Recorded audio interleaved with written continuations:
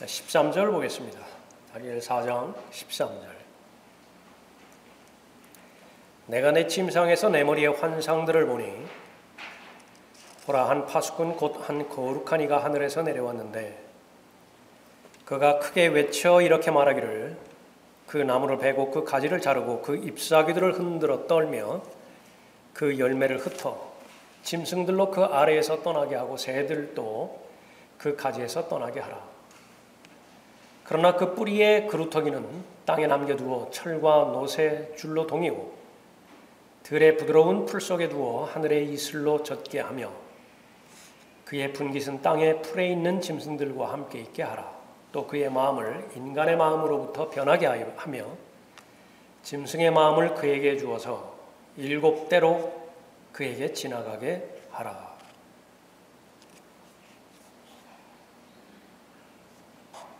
한 나무가 등장을 하죠. 사람을 나타내는 그림입니다. 사람을 나타내는데 이 사람에게 짐승의 마음이 주어집니다. 그의 마음을 인간의 마음으로부터 변하게 하며 사람이 미친 상태에 도달하게 되는 것인데, 짐승의 성격, 대개는 늑대의 그 성격을 지니게 되는 난광이라고 하는 정신병을 말하는 것이죠. 계속해서 짐승처럼 포악해져 있고 흥분해 있고, 그런 기간이 계속해서 7년간이나 지속되는 것입니다. 도저히 사람이라고 말할 수 없고 또 거기에는 어떤 만족과 행복도 없는 상태가 되는 것이죠. 7대로 그에게 지나가게 하라. 7장 25절에서도 7대에 대해서 언급하고 있죠. 그가 지극히 높으신 분을 대항하여 큰 말을 하며 또 지극히 높으신 분의 성도들을 지치게 할 것이고 또 때와 법을 변경시키려고 생각할 것이라. 그들은 그의 손에 주어져서 한 때와 두 때와 반 때를 지내리라. 3년 반을 언급하는 것입니다.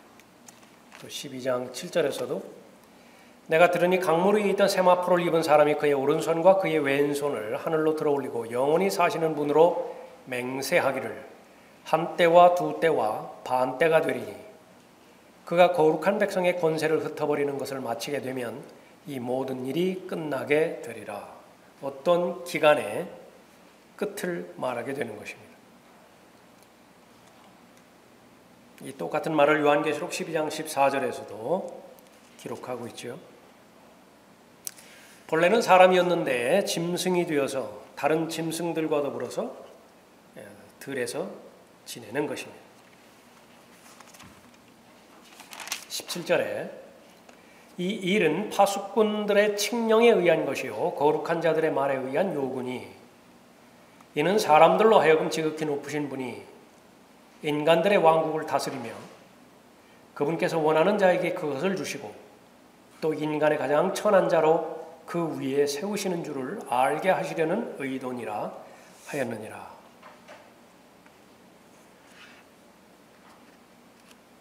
칙령의 내용, 또 그 요구의 내용, 그것은 멀쩡한 나무가 베어지는 것이죠. 또 가지를 쳐서 분리시키는 것입니다. 그러면 잎사귀들이 떨어지죠. 열매들이 흩어지죠.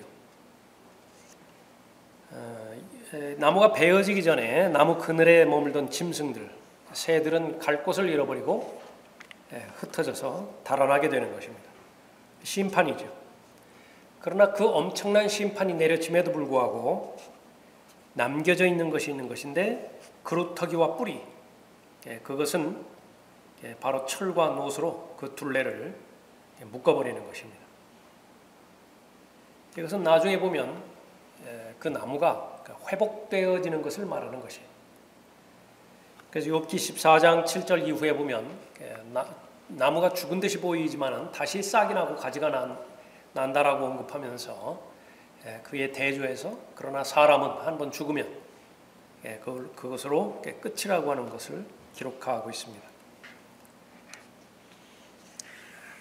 그래서 나무가 베어짐에도 불구하고 이 철과 노수로 묶여지는데 그 이유는 그 나무가 여전히 능력을 가지고 있음을 말하는 것이죠. 심판을 행할 힘을 가지고 있음을 말하는 것입니다. 지극히 높으신 분이 인간들의 왕국을 다스리시며 그분께서 원하는 자에게 그것을 주시고 누구에게 주시는 것인가? 하나님 보시기에 인간의 가장 천한 자로 그 위에 세우시는 것이라 언급하고 있습니다. 그럼 왜 천한 자를 주시는 것인가? 그것은 합당해요. 어떤 한 나라가 그 고귀한 왕을 받을 만한 그런 자격이 있다고 한다면 그 왕을 주실 것입니다. 그러나 그 나라가 어떤 한 나라가 온통 부도덕하고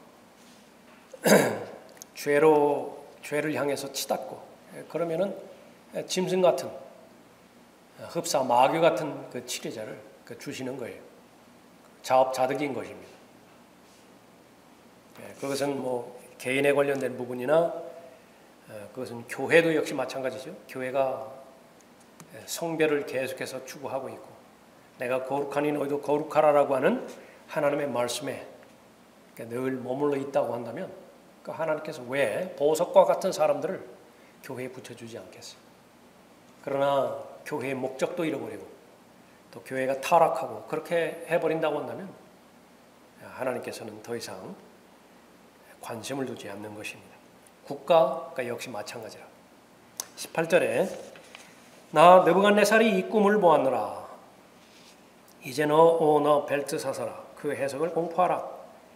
내 왕국의 모든 현자가 그 해석을 내게 알려줄 수 없었으나 너는 할 수 있으리니 이는 거룩한 신들의 영이 내 안에 있음이라 하였느니라. 과거의 경우를 볼 때 다니엘은 분명히 그 일을 할 수가 있었죠. 이제 꿈의 해석이 시작이 되어집니다. 19절 보십시오. 그러자 그 이름이 벨트사살인 다니엘이 잠시 놀랐으며 그의 생각이 그를 번민케 하였느니라.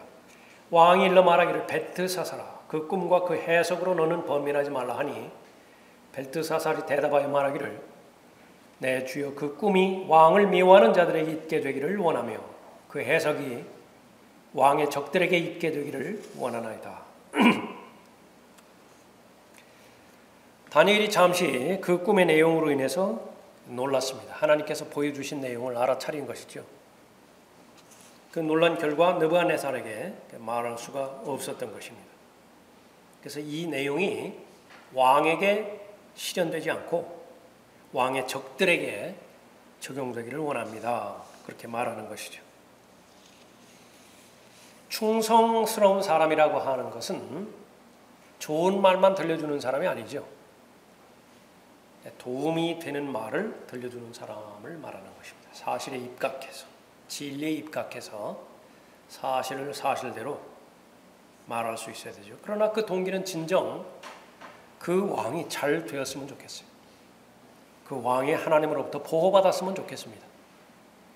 그렇다고 한다면 하나님께서 행해 주시는 일에는 하나님께서는 다 하셨어요. 문제는 당사자에게 달려 있는 것이죠. 그래서 이제는 하나님께 호소하는 것, 그것은 의미가 없는 것이고 당사자인 느부갓네살 왕이 하나님의 뜻을 알고 또 자신을 하나님의 뜻에 굴복시키는 것, 그것만 남아있죠. 그것을 호소하는 것입니다. 그와 같은 그 권위가 모든 그리스도인에게 똑같이 주어져 있죠. 그래서 그리스도인은 위에 있는 권세자들에게 복종해야 되고 왕을 존경해야 되죠. 이때에 말하는 권세자들이라든지 왕이라든지 그것은 바로 여기 반미치광이가 된 이 느부갓네살처럼요. 아주 정신병자에 가까운 그런 그 사람에 해당되지는 네로를 가리키는 것입니다. 그 왕을 존경하라. 베드로전서 2장 17절에서. 또 각 사람은 위에 있는 권세자들에게 복종하라. 로마서 13장 1절에서 언급하고 있는 것이죠. 지금 현재 그리스도인이 가져야 될 마음의 자세는 과거를 돌이켜볼 필요가 있는 것인데 과거에도 하나님을 믿고 그 예수 그리스도를 따랐던 그리스도인들이 있었죠. 성경대로 믿는 사람들이 있었던 것입니다. 그 사람들은 누구의 권세 아래 있었던 것인가? 로마 제국에 있었던 것입니다. 로마 제국 아래, 또 암흑시대 아래. 그때에는 히브리서에서 언급하는 것처럼 모이기조차도 목숨을 내놓아야 될 정도로 그렇게 처참했었죠. 그때에도 그 신실한 믿음을 지니고 있었던 사람들입니다. 그러면 현재 우리가 살아가고 있는 이 시대에는 모두가 다 자유롭게 예수 그리스도를 믿을 수 있는 것인가? 이 당 시대에 살아가고 있는 그리스도인들 역시 그 고충을 우리가 헤아린다고 한다면 우리가 현실적으로 닥치는 문제들은 거의 대부분의 그리 큰 문제가 아니라고 하는 사실을 알게 되는 것이죠. 이란, 이라크, 시리아, 사우디아라비아, 나이지리아, 수단, 인디아, 파키스탄, 러시아, 불가리아, 루마니아, 인도네시아, 중국, 베트남, 북한 말할 것도 없고요. 이 부분도 목숨을 내놓지 않고서는 믿음을 고백할 수가 없는 것이죠. 그런 상태에서 이 시대의 그리스도인이라고 하는 사람들이 닥치는 어려움, 그 부분은 우리가 병행해서 한번은 생각해 보아야 될 것입니다. 자, 본문으로 돌아와서 다니엘은 왕으로 인해서 마음이 언짢았죠. 그 나무가 바로 느부갓네살이었기 때문에 그런 것입니다. 22절에서 오 왕이여 그것은 왕이시오니 곧 왕께서 자라서 견고해지심이라 이는 왕의 위대하심이 자라서 하늘에 닿고 왕의 통치권이 땅 끝까지 미침이니라. 이런 나무예요. 시편 37편 35절에서는 월개수나무라 그랬습니다. 내가 큰 세력을 가진 악인을 보았더니 푸른 월개수같이 뻗어나갔으나 잠깐 있다 그가 사라져버렸어요. 그가 사라졌으니 보라 그가 없어졌도다. 정녕 내가 그를 찾아보았으나 찾을 수 없었도다. 시편 37편 35절 말씀이죠. 월개수의 특징은 천천히 자라는 데 있다고 합니다. 멸망의 아들 역시 마찬가지예요. 갑작스럽게 나타나는 것이 아니라 충분히 준비 단계를 거쳐서, 다시 말하면 오늘 이 시대부터요. 그 배교를 그 기점으로 해서 서서히 준비하는 것입니다. 멸망의 아들은 그렇게 천천히 모습을 드러내는 것입니다. 이 월개수나무는 뿌리는 견고하게 내리지만 열매는 전혀 맺지 않아요. 멸망의 아들은 어떠한 열매도 없습니다. 잎사귀만 요란해요. 그 대신에 뿌리는 견고히 내리는 것입니다. 겨울에도 늘 푸르름을 유지합니다. 월개수나무는. 겨울이면 얼마나 혹독해요. 사람들이 아무리 많은 고통을 당한다 하더라도 그 고통을 재료 삼아서 번성하는 대상이 멸망의 아들입니다. 피를 먹고 존재하는 대상이지요. 이 월개수나무는 높이보다 옆으로 훨씬 더 많이 퍼져나갑니다.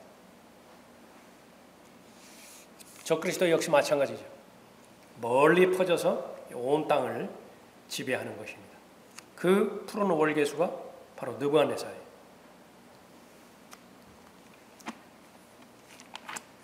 종교를 가지고 이제 나타나게 될 텐데 그 종교의 그 중심은 바로 로마 카톨릭이죠. 로마 카톨릭을 무엇에 비유했는가? 나무에 비유를 했습니다. 후천년주의, 무천년주의 모두가 다 그 카톨릭의 교리에서 벗어나지 못하는 것이죠. 종교 개혁을 아무리 했다 하더라도 이 국가교회, 이 부분으로부터 벗어나지 못하는 것입니다. 또 유아세례, 그 부분으로부터 벗어나지 못하는 것이죠. 마태복음 13장 31절에서 주께서 그들 앞에 또 다른 비유를 들어 말씀하시기를 천국은 어떤 사람이 가져다가 자기 밭에 뿌린 겨자씨 한 알과 같으니 그것은 참으로 모든 씨 중에서 가장 작지만 자라나면 푸성기 중에서 가장 커지고 나무가 되면 공중의 새들이 와서 그 가지들에 깃들이느니라고 하시더라. 그런데 본문에서 그 나무가 베어져 버리죠. 그것은 무엇을 상징하는 것인가? 앞으로 나타날 적그리스도를 상징하는 것입니다. 지난 시간에도 살펴봤지만은 에스겔 31장에서 이 아시리안으로 예표되어지는 나무가 나오죠. 앞으로 나타날 적그리스도를 말하는 것입니다. 에스겔 31장 3절에서 보라, 아시리아인은 아름다운 작은 가지들과 그늘을 들이우는 가지를 지니며 키가 커서 그 끝이 빽빽한 큰 가지들 사이에는 레바논의 백향목이었느니라. 물들이 그를 크게 하며 깊은 물이 그의 식물들 주위로 흐르는 강들과 함께 그를 높이 자라게 하며 작은 강들을 그의 모든 나무에게 보내었도다. 그러므로 그 나무의 높이가 들의 모든 나무보다 높으며 그 나무가 솟아날 때 물이 많으므로 그의 큰 가지들이 무성하고 그의 작은 가지들이 길어졌도다.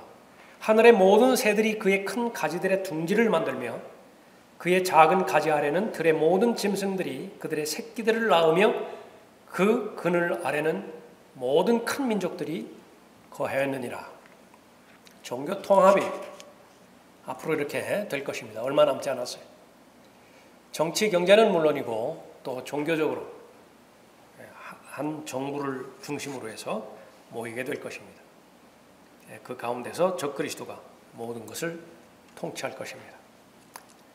31장 18절에서 너는 에덴의 나무들 가운데서 영광과 위대함이 누구와 같으냐? 내가 에덴의 나무들과 더불어 땅의 아랫부분들로 내려와서 칼에 살해된 자들과 더불어 할례받지 않은 자들 가운데서 누우리라.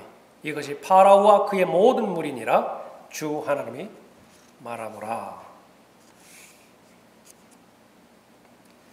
자, 성령 하나님께서 예언을 말씀하실 때 비유를 들어서 말씀하셨죠. 그 나무의 비유를 들어서 말씀하셨습니다. 사람은 나무의 비유가 되어지는데 바로 악한 자만 푸른 월계수에 비유되는 것이 아니라 의로운 사람도 종려나무나 백향목에 비유가 된다라고 하는 사실입니다. 시편 92편 12절에서 의인을 종려나무에 비유를 하고 있습니다. 번성한다 그랬습니다. 또 레바논의 백향목으로 비유를 하죠. 계속 자라는 것입니다. 의로운 사람이에요. 시편 1편 3절에서도 그는 강가에 심겨진 나무 같아서 계절을 따라 열매를 맺으며 그의 잎사귀도 마르지 아니하나니 그가 무엇을 하든지 번성하리로다. 이 과정 가운데서 계속해서 높이 올라가죠. 잎사귀가 무성하죠. 그 영향력이 커지죠.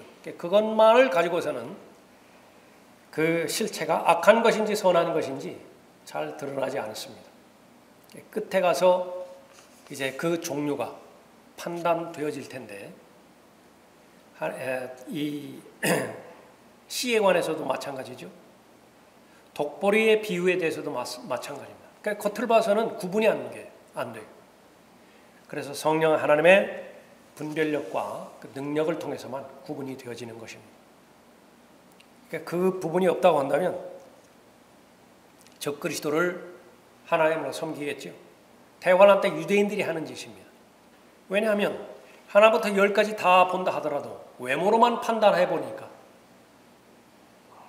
경건을 이익에만 맞추어서 판단해 보니까 하나님처럼 보이는 것이 결국은 하나님으로 그렇게 섬기게 되는 것이죠.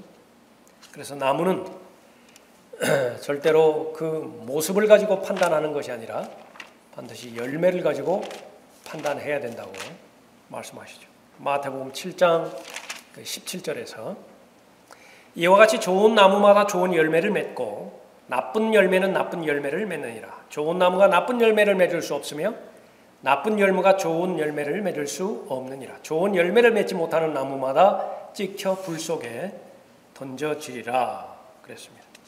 좋은 열매는 무엇입니까? 성령의 열매지요. 성령의 열매를 맺기 위해서는 두 가지 조건 맞춰야 됩니다. 하나는 성령으로 태어나야 되고요.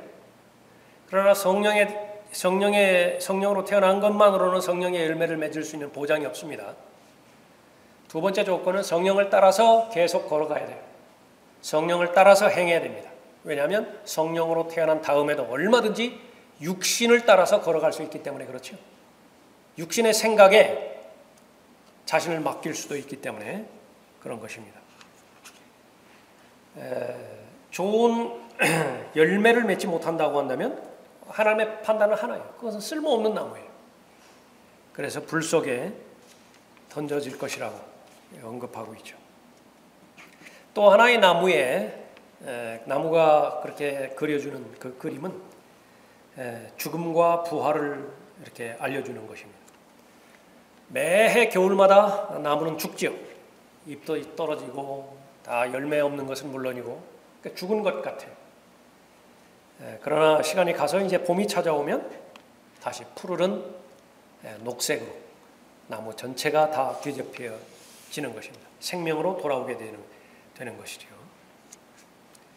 사람을 나무에 비유했을 때 사람도 여러 가지 특성으로 나뉘어질 수 있습니다. 어떤 사람은 종려나무처럼 유연한 사람이 있고요. 잘 굽어지는 사람이 있다. 역경의 바람이 불면 산들 바람처럼 구부러져서 살아갈 수 있어요. 그러나 또 어떤 사람은 참나무처럼 융통성이 전혀 없어요. 그냥 딱 부러져 버린다. 둘 다 장단점이 있습니다. 그리스도의 충만하심의 장성한 분량에 이르는 것은 하나님께 주시는 은사들이 있어요. 자신의 태어날 때 타고난 성향들이 있습니다. 그 부분들을 잘 개발시키고 또 사용하고 그렇게 해서 어느 모로 보든지 쓸모 있는 나무로 하나님 앞에 발견되어야 되는 것이죠. 하나님께서 그 사용하시는 나무가 되면 그것은 의미가 있는 인생인 것입니다.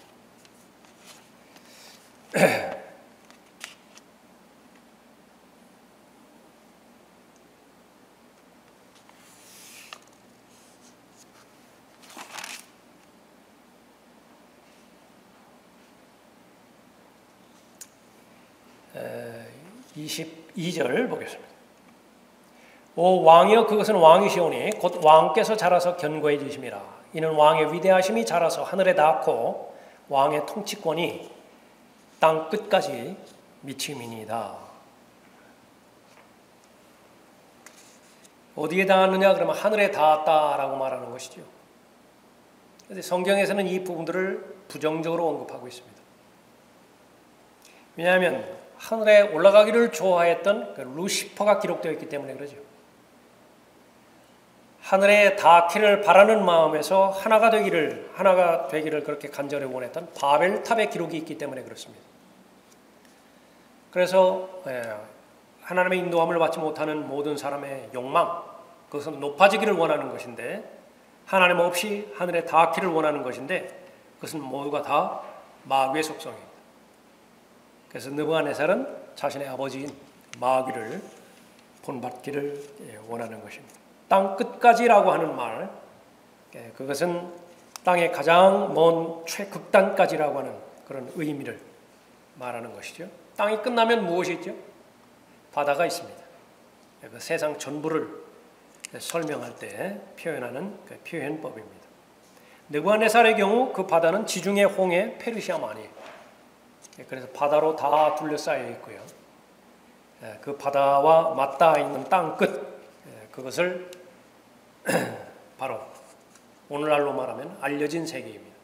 전 세계를 다 통치하고 있는 것이죠. 23절에 또 왕께서 보셨는데 하늘에서 한 파수꾼 곧 한 거룩한 이가 내려와 말하기를 그 나무를 베고 그것을 멸하라. 그러나 그 뿌리에 그루터기는 땅에 남겨두어 철과 놋에 줄로 동이고 들의 부드러운 풀 속에 두어 하늘의 이슬로 젖게 하며 그의 분깃이 들의 짐승들과 함께 있게 하여 7대가 그를 지날 때까지 두라 하였으니 오 왕이여 그 해석은 이러하나이다. 즉 지극히 높으신 분의 칙령이 이것이니 내 주 왕께 미치는 것이니이다.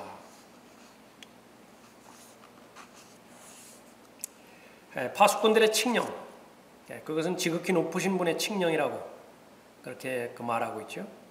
두 가지로 살펴볼 수 있는 것인데 하나는 마귀가 하나님의 자녀에게 행하고자 할 때 그것을 행하기 위해서는 하나님께서 허락하셔야만 가능하다라고 하는 사실이고요. 또 하나는 천사들이요. 천사들이 잃어버린 사람들에게 행하고자 할 때 그것을 행하기 위해서 역시 마찬가지로 하나님으로부터 허락을 받아야만 되는 것입니다. 지금 이 파수꾼의 칙령이죠. 천사들이 무엇을 하려고 해요? 느부갓네살에게 무엇을 하기를 원한다. 느부갓네살 잃어버린 자이죠. 그러니까 그때에도 하나님의 허락하심이 있어야 된다라고 하는 사실입니다. 자, 이런 부분들을 통해서 하나님께서 무엇을 어떠한 교훈을 알려주시길 원하는 것인가? 25절. 그들이 왕을 사람들로부터 쫓아내리니 왕의 거처가 들의 짐승들과 함께 있게 되리이다. 또 그들이 왕을 소처럼 풀을 먹게 할 것이요 하늘의 이슬로 왕을 젖게 할 것이며 7대가 왕에게 지나고 나서야 왕께서 지극히 높으신 분께서 인간들의 왕국을 다스리시며 그분께서 원하시는 자에게 그것을 주신다는 것을 아시리이다. 아주 극심한 어려움을 통해서 이 진리를 알게 되어지는 것인데 이때에 알게 되어지는 것은 경험적 진리예요. 그 지식으로는 뭐 몇 번이나 말을 합니까? 다니엘이 해석해 주는 그 꿈을 통해서 그 입으로는 무슨 말인들 못해요.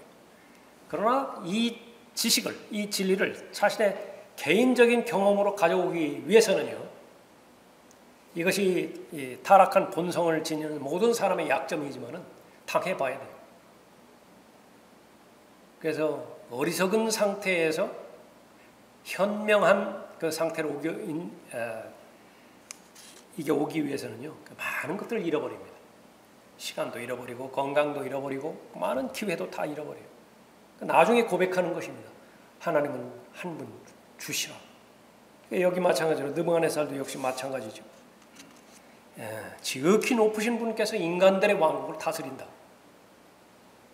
그러나 그 전까지는 내가 이룩한 이 바벨론 왕국을 보라고 마음속으로 느부갓네살이 그렇게 말하는 것이죠.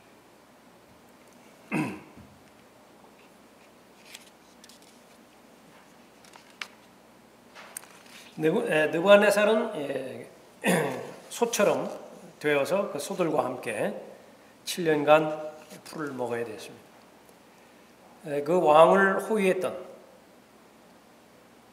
그 군사들이라든지 강요들이라든지 그 사람들도 이제 느부갓네살을 버린 것이죠. 느부갓네살은 황소와 더불어서 풀을 먹는데 성경에서 에스겔 28장 14절 또 에스겔 1장, 에스겔 10장에서 기록하고 있는 것은 바로 덮는 그룹인 사탄은 그의 얼굴이 황소였다라고 하는 사실이죠. 그래서 이 부분도 소와 더불어서 기록하고 있습니다. 그 이후에 계속 기록되어지는 것은 느부갓네살의 머리는 독수리의 깃털같이 자랐다 그렇게 언급하고 있습니다. 그릇들 가운데, 얼굴들 가운데 하나가 또 독수리였다라고 하는 사실도 우리가 알고 있습니다. 26절 또 그들이 나무 뿌리에 구루터기를 남겨두라고 명령하였으니 왕의 왕국은 왕께서 하늘들이 다스리는 것을 안 후에야 왕에게 견고하게 서리이다. 하늘들을 다스린다. 하늘들이 복수로 그렇게 표현되어 있죠. 첫째 하늘, 둘째 하늘, 셋째 하늘을 말하는 것입니다. 민족들을 통치하는 통치 계급, 공중권세의 통치자 마귀인데 마귀는 그 계급들을 가지고 있죠. 에베소서 6장 12절에 나와 있는데 정사들, 권세들, 이 세상 어두움의 주관자들, 높은 곳들에 있는 영적 악입니다. 그러니까 강요들이 있다고. 마귀는 마귀의 정부가 있어요. 그 통치권을 이러한 이 영적인 통치 계급들을 통해서 통치하고 있는 것이죠. 이사야 24장 21절에서 그날에 주께서 높은 곳에 있는 높은 자들의 군대와 땅 위에 있는 땅의 왕들을 벌하시리라. 그렇게 말씀하셨을 때에 높은 곳이라고 말하는 것은 문자적으로 높은 곳을 말하는 것입니다. 그래서 에베소서 6장 12절에서 살펴봤던 이 영적인 존재들은 사람들로 구성된 통치자들, 대통령이라든지 수상이라든지 무슨 의장이라든지 이런 사람들을 말하는 것이 아니라 영적인 존재들, 천사들을 말하는 것이죠. 다니엘 10장 13절 20절에 이 페르시아의 통치자가 나오죠. 다니엘 10장 20절에서 그리스의 통치자도 나옵니다. 사람을 말하는 것이 아니라 천사를 말하는 것이에요. 또 다니엘 12장 1절에서 이스라엘의 통치자가 나오죠. 미카엘이 나옵니다. 역시 마찬가지로 사람을 말하는 것이 아니라 영적인 존재를 말하는 것입니다. 27절에 그러므로 오 왕이여 나의 권고를 받아주시어 의로운 행위로 왕의 죄들을 단절하시고 가난한 자들에게 자비를 베푸심으로 죄악을 끊으소서. 혹시 왕의 평안이 길어지리다 하였느니라. 아무리 파수꾼들이 칙령을 선포했다 하더라도 그 칙령을 피할 수 있는 길이 있다라고 하는 사실을 강조하는 것입니다. 극단적 세대주의자들 또 극단적 칼빈주의자들이 아무리 성경에서 벗어난 비성경적 교리를 해놓았다 하더라도 그 비성경적 교리를 파괴시킬 수 있는 길이 있는 것입니다. 아무리 세상의 기초가 놓여지기 전에 하나님께서 버리시기로 그렇게 이미 결정이 됐다 하더라도 그것을 이길 수 있는, 극복할 수 있는 길이 마련되어 있는 것이죠. 다니엘 27장에 보면 어떻게 해요? 끊어서서 회개하면 돼요. 얼마든지 바꿀 수가 있는 것입니다. 만일 누군가가 버림받은 칙령 아래 있다면 그 칙령으로부터 빠져나올 수 있는 방법은 가능한 한 빨리 예수께 다가가 자신의 의를 신뢰했던 것을 회개하고 구원을 위해 예수 그리스도를 신뢰하고 그분의 피로 인한 속죄를 신뢰하는 것이다. 본인이 계속해서 생각에 머무를 수 있을 수 있지요. 나는 선택받지 않은 사람일는지 모른다. 그러나 그런 생각이 있게 된다 하더라도 예수님께 나아간다면 예수님께서는 약속을 주셨어요. 내게 오는 자는 내가 결코 내 어쩌지 아니하리라. 선택되지 않았다 하더라도 오면 받아준다. 그래서 구원받기 위해서 예수 그리스도께로 가면 구원받기 전의 상태가 얼마나 타락했든지 더럽든지 상관없이 주님께서는 자신에게 오지 못하도록 절대로 내어쫓지 않으신다라고 하는 사실입니다. 하나님 안에 있는 평안, 그것은 바로 예수 그리스도를 영접할 때 얻게 되어지는 것이죠. 자, 오늘은 여기까지 하겠습니다.